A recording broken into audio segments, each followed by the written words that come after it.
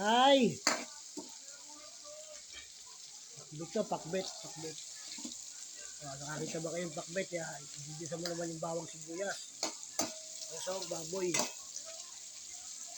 Lagay 50. Dahil wala nang handaan. Dahil ito ulam namin ngayon. Gulay. Sarap. Gulay naman tayo.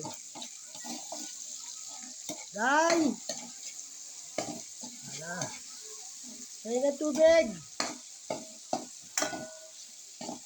Oo. Dadali mo na yung gulay dito. Mahal ko.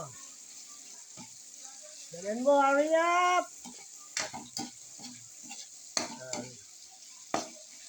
Ganyan naman ng pakbet, oh. Dali mo, sige, mahal ko. Dali mo tubig. Sige, dali mo, kamaya. Sige, pakbet eh. O, yan, tama na yan. Tama, ha? Iya. Iya, tapasin dyan, oh. Ako bahala. Ako bahala. Yan. Ha?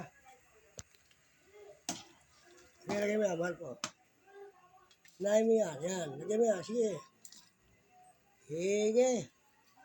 Lagay mo sitaw. Sama-sama lahat yan. Huwag mo nang tindihin. Makain ka ba yan? Sa inyo, kumakain ka sa probinsya nyo. Kasi, tanga. Huwag mo tindihin, liliit siya pag ano yan eh.